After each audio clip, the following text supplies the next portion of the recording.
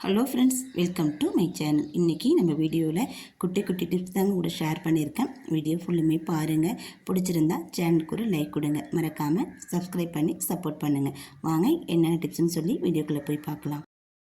வேக வச்ச முட்டையை உடையாமல் உரிக்க இந்த டிப்ஸை ஃபாலோ பண்ணி பாருங்கள். தண்ணியை லேசாக சூடுபடுத்திட்டு அதில் முட்டையை சேர்த்துக்குங்க. கொஞ்சம் போல் உப்பு சேர்த்து மிதமான சூட்டில் கொதிக்க வச்சு முட்டையை உரித்து பாருங்கள். சூப்பராக உரிக்க வரும், கொஞ்சம் கூட உடையாது. இதில் காய்கறி போட்டு புளிக்குழம்பு வைப்போம், அது இன்னும் கூடுதல் சுவையாக இருக்க இந்த டிப்பை ஃபாலோ பண்ணி பாருங்கள். நல்லெண்ணெய் ஊற்றி சின்ன வெங்காயம், பூண்டு, கடுகு, கருவேப்பிலை, வெந்தயம் இதெல்லாம் போட்டு நல்லா தாளித்து கொடுங்க.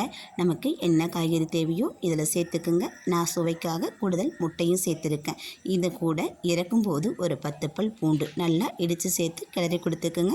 2 நிமிஷம் மூடி போட்டு மூடி இறக்கி விட்டுட்டு சாதத்தில் போட்டு சாப்பிட்டு பாருங்கள். கூடுதல் சுவையாகவும் இருக்கும், மணமாகவும் இருக்கும்.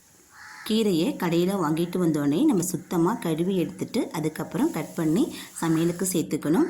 இதில் சின்ன வெங்காயம், பூண்டு, காஞ்ச மிளகாய் எல்லாம் போட்டு வதக்கி எடுத்தாச்சு. நம்ம இந்த மாதிரி வதக்கும் போது நம்ம உப்பு சேர்க்கக்கூடாது. எப்போவுமே கீரை 3/4 பங்கு அளவு வெந்ததுக்கு அப்புறம் தான் நம்ம இதில் உப்பு சேர்க்கணும். ஏற்கனவே நம்ம உப்பு சேர்த்துட்டோம்னா கீரையோட அளவு அதிகமாக இருக்கும், உப்போட தன்மை கூட போயிடும். இந்த மாதிரி 3/4 பங்கு அளவு வெந்ததுக்கு அப்புறம் உப்பு தூவிட்டு இது கூடவே கொஞ்சம் போல் தேங்காய் துருவி போட்டு இறக்கணும்னா டேஸ்ட்டு சூப்பராக இருக்கும். ட்ரை பண்ணி பாருங்கள்.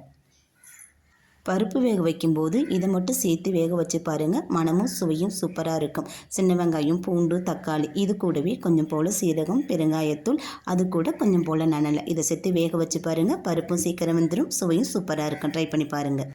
நம்ம எல்லார் வீட்லேயும் கனவா மீன் சமைப்போம். அதை நேரடியாகவே நம்ம சட்டியில் தாளித்து நம்ம சமையல் செய்ய ஆரம்பிப்போம். அந்த மாதிரி இல்லாமல் கனவாயை சுத்தமாக க்ளீன் பண்ணிவிட்டு இது போல் குக்கரில் சேர்த்துக்குங்க.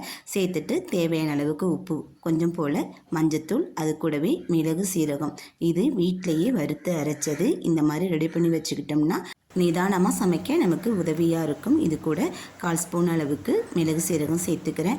இதை குக்கரில் வேக வைக்க போகிறோம். இது கூட தண்ணி நம்ம நிறைய சேர்க்கக்கூடாது. ஒரு 1/4 டம்ளர் அளவுக்கு மட்டும் தண்ணி சேர்த்தாலே போதும். ஏன்னா வடசட்டி தண்ணி விடும், அதனால் 1/4 டம்ளர் அளவுக்கு மட்டும் தண்ணி பெரிய பல்லாரி 2 பல்லாரி எடுத்துக்கலாம். அது கூட செதைச்சி வச்ச இஞ்சி, பூண்டு ரெண்டையுமே இடித்து சேர்த்துருக்கேன், பேஸ்ட்டாக சேர்க்கலை. இஞ்சி பூண்டை இடித்து சேர்க்கும் போது வாசம் கொஞ்சம் நல்லாயிருக்கும், சுவையும் நல்லாயிருக்கும். நீங்கள் பேஸ்ட்டு வேணாலும் சேர்த்துக்குங்க. அது கூட பழுத்த தக்காளி 2 பழுத்த தக்காளி எடுத்து அரிஞ்சு வச்சுருக்கேன், அதையும் இது கூட சேர்த்துக்கிறேன். சேர்த்துட்டு தக்காளி பழம் நல்லா வதங்கி வர அளவுக்கு நம்ம வதக்கி விட்டுக்க வேண்டியதான். இது வதங்கினதுக்கப்புறம் நம்ம வேக வச்சு எடுத்து வச்சுருக்கோம் இல்லையா கனவா, அதை இது கூட சேர்த்துக்கணும். நம்ம குக்கரில் வேக வச்ச கனவா 3 விசில் விட்டு நல்லா வெந்து வந்துருச்சு. இது கூட நம்ம சேர்ந்துப்போம். வெங்காயம், தக்காளி எல்லாமே குழைய வெந்துருச்சு பாருங்கள். 1/4 டம்ளர் அளவுக்கு தான் தண்ணி விட்டோம். எந்த அளவுக்கு தண்ணி இருக்குன்னு உங்களுக்கு நல்ல கிரேவியாக வேணும்னாக்கா இந்த தண்ணியை வச்சுக்கோங்க. ட்ரை கிரேவியாக வேணும்னா தண்ணியை கொஞ்சம் போல் எடுத்துகிட்டு சேர்த்துக்குங்க.